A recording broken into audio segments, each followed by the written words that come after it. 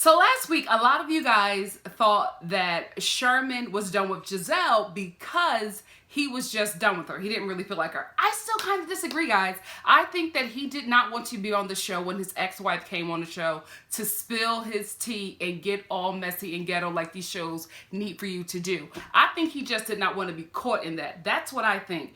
I don't know. He probably could have also been done with Giselle. I mean... I understand, but I really think it was more of the ex-wife. So this is the episode that we get to meet the ex-wife, and then we get that big old Giselle and Robin like confrontation with her. Maybe it won't be a confrontation, but from what the preview showed, it seemed like it's gonna be messy. So let's get into it. Is this a new Grand Dame wig? Because this, although I'm not a fan of the colors, I think it's one of the most professional wigs I've seen her in. This is a really great look for her. I like the yellow as well. I like the little bedazzled Chanel brooch. She looks really good in this confessional. Is this the best she's ever looked? I don't know. I've only been paying attention to season 3. Let me know in the comment section below, because this, I'm telling you, these ladies, their confessional looks are stellar. And then you get them in the scenes, and I'm just like, guys, you gotta hire the hair and makeup and stylist for your confessionals, also for your scenes, because it's such a drastic difference that we always take notice. Giselle and Ashley are two messy peas in a pod. They are trying to make this like Grand Dame turning her back on Robin thing something that it really, really isn't. I watched the scene. We all watched the scene. She was talking to Monique about it, and she was just like, oh, is your event on the same day? Oh, man. Okay, I'll be there. It's when two people that you like have something going on, and you're just splitting your time. She did not say anything negative about Robin. She did not say that she preferred Monique over Robin. They are really trying to make something bigger than what it is. Those two together is just a messy nightmare. But it's good TV. First of all, Monique's children are beautiful. I don't know if I say that every review, but they are. She has really been stepping it up in the confessional looks for me. I think her confessional looks are by far the best on this show. She looks beautiful. Her hair is on point. Her makeup is on point. The outfits, she looks amazing. I notice it every time. And not to say that she looks bad in her scenes either. Like, she looks, you know, fairly good in her scenes, right? But the confessional looks gagging. Now, Monique, I was just defending you about this whole, no, I wasn't. I think last review I did defend Monique about the whole party thing, the invite thing, right? But now I feel like she being messy with Sherman's ex-wife, because she said, I make it a point, out of respect, I make it a point not to invite, oh, I forget the girl's name, Sherman's ex-wife, to things that Giselle is, you know, will be attending. But now, since Giselle isn't going to be attending your event, you're going to be inviting Sherman's ex-wife. You know that's going to get back. You being petty with this party. Keep it up. Guys, I don't know. I still just do not believe Robin about this whole Sherman breakup thing. And it's just, oh, he doesn't support me, so that's why it ended. I worked this hard to be a strong, independent woman, and he can't support me. I think it's very rehearsed. I think it's something that she thinks about on the spot. And I don't think she's making it up. I think she's trying to remember the lie that she told about this whole Sherman situation. I honestly think it's this ex-wife coming on. He don't want no smoke. He don't want to be a part of it. He don't want his business being put out there. He's done. That's what I think is going on. And I also think, like I said before, I think that Robin is, you know, this, you know, pretty, you know, light-skinned black girl with light eyes and light hair and long weave ponytails, and she just thinks that she should, you know, she can get any man that she wants, and Sherman should be on his feet thanking God that he got something light and bright and Creole like her. And that's not the situation. So she is like shocked, baffled by the fact that this dude is not going crazy over her. It happens so many times with pretty girls who just think I'm pretty and that's all you need to keep a man. Sweetie. That's why ugly broads stay married. Listen, it's pretty early into this story, so my opinion may change, right? But I vehemently disagree with Sherman's ex-wife about Giselle dating him. Y'all were acquaintances. Y'all were not friends. Y'all were not, she hasn't showed anything to justify them being these good friends or whatever, and you know, to even justify Giselle having her number. Like, I haven't seen it thus far, so maybe they were a lot closer than what she's putting on.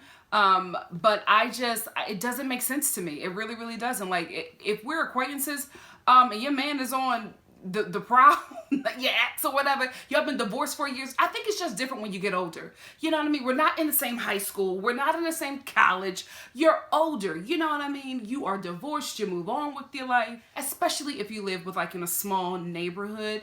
Sometimes partners are just going to like intertwine. It is what it is. I don't think it's that big of a deal that she is dating the ex-husband of an acquaintance. Even the picture she showed to justify that they know each other, it did not look like, it looked like they were all sitting at the same table and somebody came over with a picture and was just like, you know how people are at weddings or any event, like, hey, let's take a picture, you know, something like, and post it online or whatever. It just didn't, I don't know. I just haven't gotten enough receipts yet from the relationship to be like, oh wow, that's foul. It don't seem foul to me. Yet, I may change my mind, but right now I'm just like, y'all not best friends. Y'all not even friends. Now, if y'all went to the same church, okay, that's when it gets messy. But y'all in a small community. It's not like they're in close proximity all the time. She did not have to go to you and tell you that she's dating your ex-husband. What? Nah, sis. Now, if she introduced her to Sherman, something like that, and y'all know each other, and y'all got each other's number, and y'all went out, and y'all hung out, and you know, y'all exchanging tips, ideas, y'all Twitter, Facebook, Instagram friends, and y'all texting each other back and forth. Okay, then it could get messy.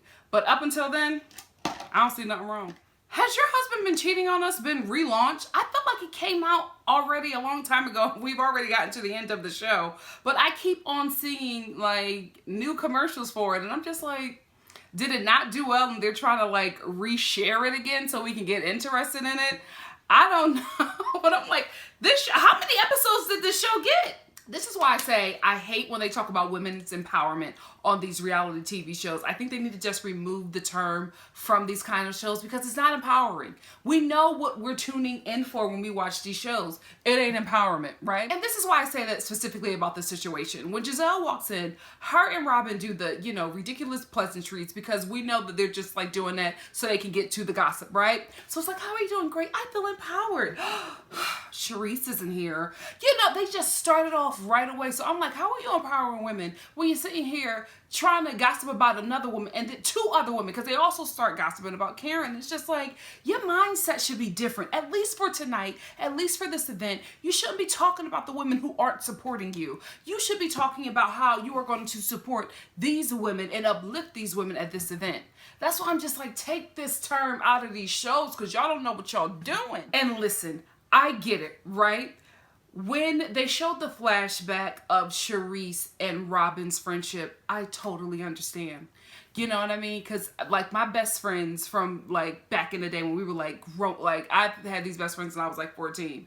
If I had something, so I'm speaking of one best friend, if I had something and they were just like, oh no, I'm already committed to this event, I would feel away, right? But I'm wise enough and mature enough to know that if they already committed to something, I can't expect, just because we have a long history, for you to cancel that and come and support me. It would be nice, but you can't do that to people. They've already committed to something. Who are you to tell them to cancel that event? You don't know. It could be a nice networking event for them. It could be, they could be nurturing a relationship that could be good for them career-wise, mentally. They could be liking this person. You don't know what it is, and you're getting in your feelings because you guys have had history. Like, you can't do that. I can't agree with Robin on that situation concerning Charisse. Although I understand, I don't agree with her point of view. She's not trying to understand Charisse's point of view at all. Charisse has her friendship with Robin. It is secured. You guys know what it is, at least on Charisse's end. She is building something with Monique. So when you're building, you spend a little bit more time with this new friend. You start to grow and you start to learn things about them, because what you're doing is you're dating them. You're trying to figure out if this is a friendship you want to invest in. If Charisse wants to have a 10 or 15 year friendship with Monique like she has with you, Robin. She's already dated you. She's invested in this friendship, so she knows that she's in it for the long haul. She don't know that with Monique. So that's why they're spending a bit more time together. That's all it is. It's also new and exciting, and you get engulfed in new friendships or new relationships or new ventures or whatever. And I just feel like Robin isn't being a good friend by understanding that. Now, Grand Dame, I gotta backtrack on the support for you a little bit, because you committed to Robin's event. Like, you said you was coming. And then you backtrack because you want to go to something else. You know what I mean? Like, there's no way of getting out of that. You know what I mean? If I was her, I would have went to both. I would have went to one, stayed for a bit, and then left and went to the other. That's what I thought she was doing. To tell somebody, yes, I'm coming, and they prepare for you, and then you just blow it off and go to somebody else's event. Robin is justified in feeling some sort of way. Like, I can understand it because I know I would. I hope that Robin is watching this scene with Charisse and Monique and it's just like, oh, okay. Understanding what's going on here. Now, see, Charisse and Monique are in a little something at this point because Charisse doesn't like something that Monique did. She is getting to know her. So now she's probably going to backtrack a little bit and, you know, deal with the relationship a little differently now because she's starting to see things that she doesn't like. Obviously, Robin, she's liked a lot about you, which is why you guys have been friends for so long. She's just getting to know this girl. And I also think that Charisse felt a certain way about Monique inviting Sherman's ex-wife because it just seems messy to her and she doesn't like people being messy, or I'm assuming that she doesn't like her being messy using her contacts. You know what I mean? If you're gonna be messy on your own accord, but don't be using people that I know and dig it in my community to do your messiness. Because let's be real, Monique is being messy by inviting Sherman's ex-wife to be like, oh, I just have an extra seat because you aren't coming. I prepared for you to come. You're not coming, so I have an extra seat. Let me invite Sherman's ex-wife. She's being messy, guys. Let's call it what it is. The Grand Dame invites Kendall to her charity event and Monique is gagged because she out-messied her. Nobody is messier on this show than the Grand Dame. But I think it's because she just, I don't know, for me, I like her all across the board. She's messy at times, she's funny at times, then she's lovable at times. She gives me like the overall fully realized reality TV show character. So I like her and I think that's why people just overlook some of her antics because she's good TV and she's just likable. I don't know about you guys and I know a lot of you don't like Charisse. I like her though from what I'm seeing. I don't remember. I really don't remember season 1 and 2. I remember certain things. I just don't remember her being like unlikable to me. But I like the fact that she is not on board with this messiness. For some reason, she doesn't like it. Her reactions to Kendall being invited to stuff, specifically where Giselle is going to be, is just, it's not an approval. I'm getting that from her because this was her face the entire time of this conversation of inviting Kendall to things. She's like,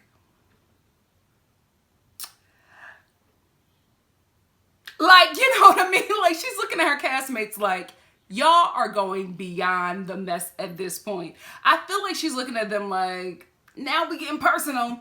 Do we want to do this? Because it gets ugly when they do that. Hashtag Portia and Candy. When they start to get personal, guys, it gets ugly. And that's when we tune out because we don't like that. You know what I mean? We want surface stuff. Give us surface stuff so we can just have a good time, watch this show for an hour and a half, deal with these damn commercials, and move on. When y'all are getting like grimy, it gets uncomfortable. And I feel like this is where it's going to go with Kendall being invited to this cast. Let's keep watching. Grand Dame, are you up to your scamming ways again? Because I heard about your scamming ways in my comment section. Because y'all be having some good tea on the Grand Dame. I wouldn't do it. I wouldn't go to that event. I would not write a check to her personal business for a nonprofit organization. I don't care how close we are. That I've worked for a nonprofit organization and that is hella sketchy to do. So I wouldn't even go. I don't agree with that at all. And her explanation, she still has to give it an explanation. It just seems very scammer to me and I can't. No, we're writing out a check to your hair business to go to some foundation. How we know it's going to get there? Nah, and she's also putting this on TV. I'm telling you guys, I work with a nonprofit organization. Let me tell you something. When the feds come looking at your work, at your paperwork, it better be correct. So this icon stuff and you saying you donating here, whatever monies that is raised on that show, for whatever part of this charity event that is filmed, she better make sure it gets to that organization. She better make sure because they watch these shows and if $1 is off, you going to jail. So I don't know. It wouldn't be me. I would not be going natal. Monique was like, next time I see her, that wig better be fried, dyed, and laid to the side, and it better not shift. Yes, sis. Nah, son, if I was Monique, I definitely wouldn't come. The way the Grand Dame talked to her about her freaking money, thank you, never ask me about this again. Excuse me, Trick? Nah, I wouldn't go. This botch would not be going to that event. Candace is a very beautiful woman, right? Like I said, right, like I'm about to say something shady. I'm not. I feel like because she is a former, like, you know, her former life was like a beauty pageant, I feel like she's still stuck in that hair wise. Because I feel like this wig that she wears consistently is a beauty pageant wig. And I just don't think that it fits her face. You know, it just sits up off the head very high, and it's very like Southern belly, and I don't know. It doesn't look good on her. I cannot wait to see. I think she's definitely going to be on the next season. I can't wait to see what her hair is going to look like on the next season. Once she get a little bit more money, and then, you know, people, you know, stylists start circling her, and hair people, you know, who really want to up her look, and, you know, gotta give her some leeway when it's your first season. The fashions and makeup, you know, everything is dreadful because you don't know how stuff looks on HD cameras. You might be feeling like in your own little world that this is what rocks, but then you realize you're being projected to the world, and it just doesn't look as hot on national TV as it did in your small little area, you know what I mean? So I'm gonna give her leeway for this being her first season, but I'm very interested to see what her hair would look like with a really nice natural wig with a natural hairline that's very blendable. I want to see that. I really, really do, and I think it'll be good for her business if she's able to upgrade those wigs, because if you look good in them, then that makes me want to buy them. You know what I mean? So it's your first season, sis. I'm gonna let some things slide. Every time I see this big wig that just sits up off her head, I'm like, oh, tragic. See, this is what happens, Chris, when you get with someone who just did not come from the same struggle. You know what I mean? Like Candace lets us know, not only is Chris white, he comes from the other side of the track. He got a kid he ain't seen since the child was born. He got other kids all over the place. He has ex-wife. Listen, she put all his tea out on the streets, and we still don't know nothing about her, but we know everything about Chris. Catch. Anyway, it's very difficult because when you are born without, you know how much stuff costs. Candace doesn't. You know what I mean? And I think her attitude is really off-putting because you're not paying it for anything and you're not even being grateful. Chris is at least considering the mother who is paying for his wedding. And he's also considering the fact that this is going to be a lot of money that we're not paying. And it's going to be a greater debt because the more that you allow Candace's mother to give to you guys, it allows her more reign in your relationship. So I'm thinking that he's like, okay, let's not make this any bigger or grander than it has to be. One, because this is like, according to Candace, he's done this before. We don't know how many times. And also, he don't want to be that much in debt to the mama. It's already a lot anyway. She's already taking care of them. Now she's going to be paying for this wedding. It's like, she already got y'all by the balls with this house. So whenever she feels like coming over, she can come over. What else is she going to attach herself to because she's caring for two grown adults? And another thing, I hate when people do this when they are in relationships, especially when they are about to get married or married. It's like always some threat of their relationship moving forward anytime they get in a disagreement. I need to get up from here because it won't be a wedding. Really? You guys disagreeing over the budget for the wedding is enough for you to walk away from the love of your life? It's just immature, and I think it's because Candace has been cared for like she's been a toddler her entire life. So now she's this adult having temper tantrums about a freaking wedding budget and threatening not to have the wedding. No, I don't think she meant it, but you can't voice stuff like that to your partner. You can't say things just because you're upset and you're hurting somebody and you're putting that out in the atmosphere. You don't know how they're receiving that. You don't know if they're storing that for a later time or already thinking about the fact that whenever it gets rough, you're going to try to get out. I didn't like that. I always have talked about how Candace is such a catch.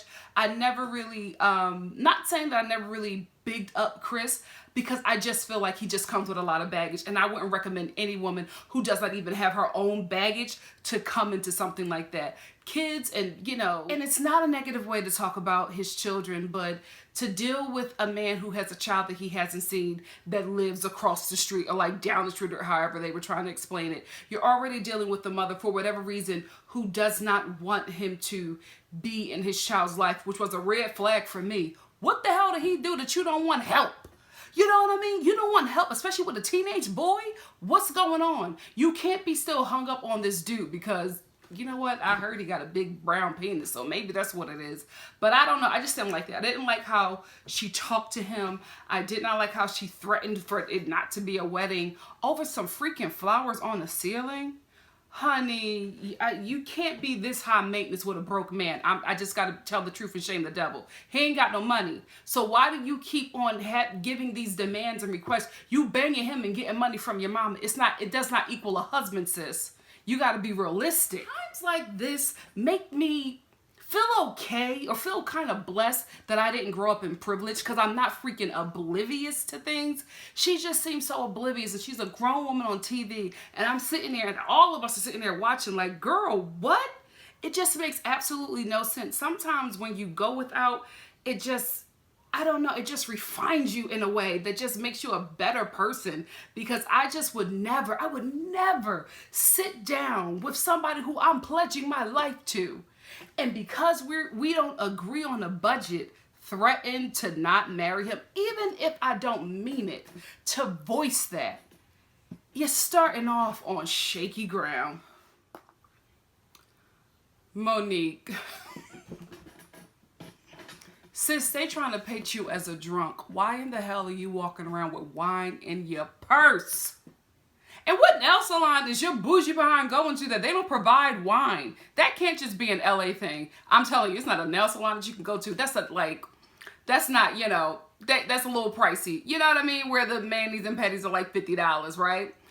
They offer wine, like wine is required, or at least starting at $50. Wine is required. Like they always offer wine at those kind of places. So I can't believe that somebody with all this money and all these houses are going to a nail salon that doesn't offer wine. Budget Barbie work. So I felt like I heard the name wrong. So I looked it up, and Monique's name of her company or whatever, Not for Lazy Moms. I don't like that. I don't know. It just seems like a dig at moms who can't do it all, who don't have like wealthy husbands that are able to take care of them, and to the point where they can start their own business. Like I don't know, I don't like it. Like, being a parent is a hard job, especially a mom. It's a very difficult job that you do selflessly. So to like make your name Not for Lazy Moms, I didn't like it. How y'all feel about that name? I was just like, I just think that it's somebody who is in a privileged situation creating this company and this name. And like, you don't know what it's like to be a mom who does not have this kind of financial cushion. So just fall all the way back. I hate when rich people try to like tell middle class people how they should be doing stuff, or this is how it should be done. I'm able to get everything done. I'm able to do this juice cleanse. I'm able to watch my kids. I'm able to go to this charity event. No, because some moms are working up to 80 hours a week and then leaving that job and going to a second job while the oldest kid is watching the freaking younger kids, just to put food on the table, and it's not enough. How dare you? Like, I don't know. I just didn't like it. It rubbed me the wrong way, in a Monique Samuels kind of way, because that's what she does, and I don't like it. She got to change that name. It's ugly. It's real ugly. I'm going to be real with you. I don't envy Ashley not one bit. Not one bit. This Catwoman situation she's in is a nightmare. I'm sorry. Is a nightmare. First of all, her husband is deteriorating on national TV. She doesn't say anything about it. Every scene we get of Michael, something is peeling off of his face. And I'm like, sis, you don't say nothing to your man like, baby, you look like you're decomposing. Let's get a little bit of makeup before we get on these cameras. You know what I mean? Like, I don't know. Anyway, she goes out to dinner with him and starts talking about creating a life together. And he says, let's not ruin dinner by talking about having a baby. Y'all not on the same page. Y'all not on the same page. And I don't know. I just feel like they try to make us believe that this relationship is more than what it is. It's a kept woman situation. You know what I mean? He just wanted this fine, exotic looking thing. You know what I mean? Like not quite black, but black enough that you can get like that, you know, Jezebel fantasy, but also light enough that you can take her in this, you know, bougie events. Could we just be real? Like talking honest here. So I think that he feels like he got the full package. She's also young and tight. So he's like banging this young, tight, mixed black chick and living a fantasy. He don't want no kid. You know what I mean? He probably doesn't want her body to change because that's what he bought. He wants this body. He paid for this. Not saying he paid for her to get work or anything, but I'm saying he invested money into this chick because he wants her to look like this. So he invested in that. This is what he wants. He probably don't want her body to change. He probably doesn't want her to, you know, not be the young sex kitten for him anymore because now she's giving part of her life to becoming a mom. Like he probably doesn't want that. And she wants that. So they can't really have this conversation because also even in the back of his mind, he's also thinking, you just want another check. Because when we get divorced, it's going to be alimony and child support. So that's as a businessman who knows that he married somebody that, he, to be honest, if he was broke, he couldn't get. So he's thinking about all of these things and she's probably thinking the same thing. But their situation is so dreadful. That's why I'm just like, you know, I'm going to just go to work. I'm going to just go to work and do what I have to do to take care of myself so that when I do get in a relationship or marriage, it's because I want to be there, not because you can take care of me. I can't. Now, I will be honest. It is important, especially if you're making a certain amount of money, to have a partner who makes that much or more, especially if you're going to be the one carrying life in your body. Listen, for me, in my situation, I want to be with somebody who I know that if I got to step back from some things because I'm carrying a freaking human in my womb, then you got a little bit more of the bills. Like, I'm always down with the 50-50. That's just how I was raised. I just had a mom who did it also. You know, it probably will be a little difficult for me in the beginning to have him paying for everything if that's what he wants to do. But my mindset is already going into the relationship with, let's split this down. Let's get this money. Let's live a wonderful life together, right? But I also want a partner who, if I can't bring in that income, that he got me. And the same. I don't know, it's like a healthy, lovable partnership. You know what I mean? And I don't see that in them. It's so sad. I really, really hate their scenes together because it's just like, oh, it's like a sad look into a sugar daddy relationship and I don't want it. So then Mr. Burns says to her, I need you to push away from your mother because I don't want you to raise my kids like your mother raised you. Oh, Ashley, I really hope you are saving these Bravo checks, sis. You are looking like a fool on national TV and you are letting the best years of your life get behind you being some cum dumpster for this old raggedy Gollum looking cosplay fool. Sis, you have got to want more for yourself. I get that her mother was not pristine, but what you won't do, is throw my problematic parents in my face when I'm discussing with you about us bringing a life together. At least have enough respect for me to not do it on camera. Like how you don't want to talk about the contract, but you want to throw my mom under the bus. Like her mom is a mess, but that's her mother. Like you don't do that. Oh no. Oh hell no. Oh hell no. Me and my father not close. I love that dude. He loves me. He got problems, okay? Shout out, Happy Father's Day. It's coming up. Lord, I got to get him something. But my partner, oh no, baby. You're not going to throw my daddy's issues at me and embarrass me on national child. Whoo, you know, I need a check, but I'm not doing any and everything for a check. Ashley, absolutely not. And to be honest with you, I don't even think he believes that.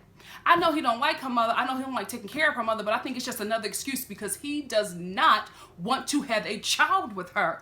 Girls, Ashley, you get on my nerves because you are messy, but it's also great TV, right? But sis, I want you to win. And this is oof.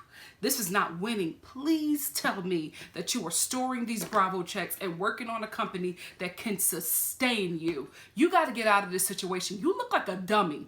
A whole dummy. So I get, right, that Robin and Giselle feel some sort of way about Karen. And I hate this because they do this all the time on these reality TV shows. I hate when they go to like charity events and act a fool. It's so disrespectful. Like, you can't agree to meet somewhere or have a lunch to talk about the situation. You are going, embarrassing yourself, embarrassing the charity, just looking a fool, getting into something with somebody that has absolutely nothing to do with the fact that people are trying to raise money for the less fortunate. I hate when they do that. I feel like it could be, go crash somebody's birthday party, not a charity event. It's because it's such a selfless event. It should be. And for you to go there and make it about you, I just can't. Now, I do agree with Giselle having some issues with what Karen is doing because she is being shady, right? But Giselle, you are the shadiest of them all. You know what I mean? And she's just like, oh, Karen is an a-hole. She's not a real friend. When have you been a real friend to anybody? All bets are off when it concerns you. You're terrible to these women. So why do you expect to have any loyalty? The only reason why you have loyalty from Robin is because she's your minion. But Lord knows, even when she sees the show back, if she's going to do anything, because you have dragged her as well, talking about how her place is when you was doing that walk up because the ground wasn't paved. You were making fun of her finances with that little, the side confessional and ooh, you can't walk the gravel. You were definitely making fun of her financial situation, but she gonna come from Monique and not for you. How you look out with that big bully looking minion, I have no idea. Cherise, sweetie, I like you. I really, really do. I feel like I'm the only one. But this model that you hired from Grindr is not test driving you or any woman. Let's be real here. I swear Ashley is me when I get some good tea, because when Cherise told her that Kendall is Sherman's ex-wife, her face, I was like, that's the good tea face. That is the good tea face. And I told you guys, remember earlier in my review, I said, I don't think that Cherise is on board with the way Kendall is being used here. Because I think that that's a real friendship for her. She also has a friendship with Karen, and I think, but like a frenemy kind of friendship. And I don't think that she likes it. I don't think that she likes that her friend is being used as some kind of nasty pawn to get under Giselle's skin or create some drama for this season. She was not on board with it at all. I think she kind of knew she was coming on the show, but I don't think she was on board with how she came on the show. Robin is too old to not have her own mind. I can't. Because I feel like this going to confront Karen is so much more Giselle than it is Robin. Like, I'm like, Robin, your issue is not that deep. Giselle is making it so much deeper than it really is. And she's going to make it even more deep because she's mad at Karen for inviting Kendall to this event, for just being messy, what she really is. And now Giselle has like hyped her up, and Karen isn't that. Like, you're really going to a charity event to crash it, to confront Karen about not coming to your event. Women's empowerment. How is that women's empowerment? How? I'll wait. I'm not going to wait too long because I'm going to die, because she don't have no reasonable excuse. Like, she doesn't have like a reasonable explanation for why she is going with her women's empowerment self to confront Karen at a charity event that is to help the less fortunate about not coming to her women's empowerment. I wouldn't come to nothing that she has women's empowerment on, or that she's putting on to empower women. How you empower women? You only empower the women that you don't physically intimidate. I can't.